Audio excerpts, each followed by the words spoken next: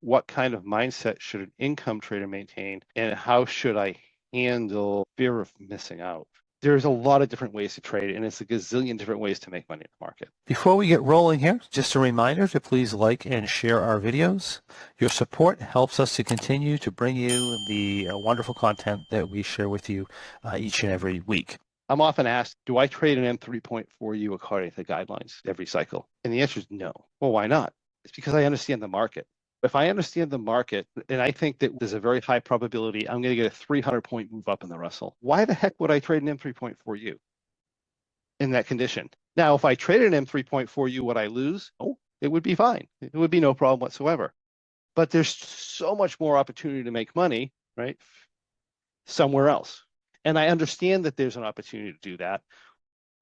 Why am I putting my money in a place where I might make 5% on my money, and I can put it in a place where I might make 1,000% on my money with less risk? It would be foolish for me not to do that. That's because I have a certain understanding level. If you're a trader who just simply doesn't understand price movement and doesn't understand where your opportunities are, then it makes sense for you to be an M3.4U, because you don't realize that money is laying on the street for you. You just don't see it, right? You're blind to it because you don't understand what's going on. You're going to be in an M3.4U. So we're going to be trading differently depending on what our level is and what we want to do. The comment here, the market's often full of different opportunities.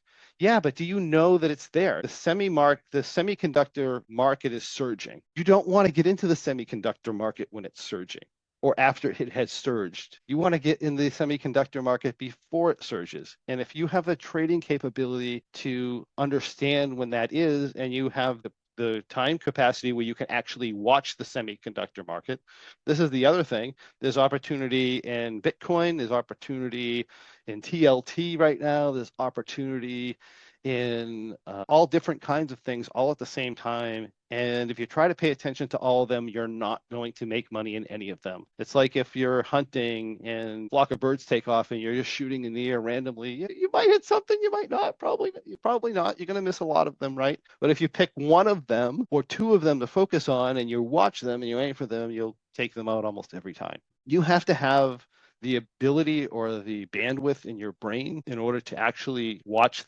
these things efficiently.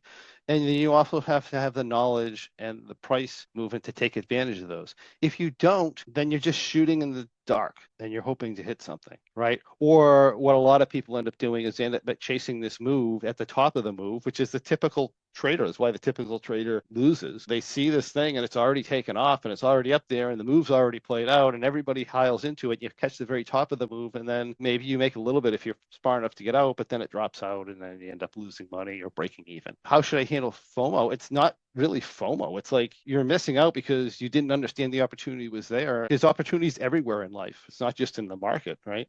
There's real estate opportunities as far as money goes, and there's other types of opportunities other than money. You're not going to be present to all of them when they're there. So you just have to be okay with that. In this life, there's hundreds of thousands of things you're missing out on right now for opportunity. There's hundreds of thousands of things I'm missing out right now for opportunity. I'm not going to catch them all.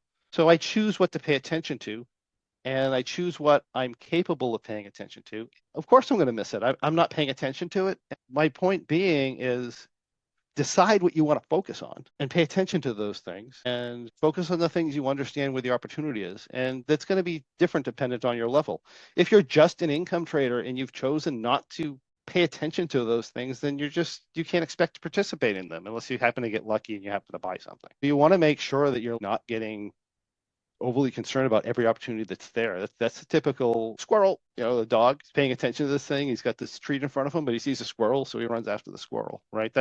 You don't want to be that person. You want to be the person who's intentional about where they're going, intentional about what they pay attention to, and understands when is a good time to try and take advantage of it. That's how you make money. Chasing these other people and chasing the things that already happened, you're going to lose money over time doing that.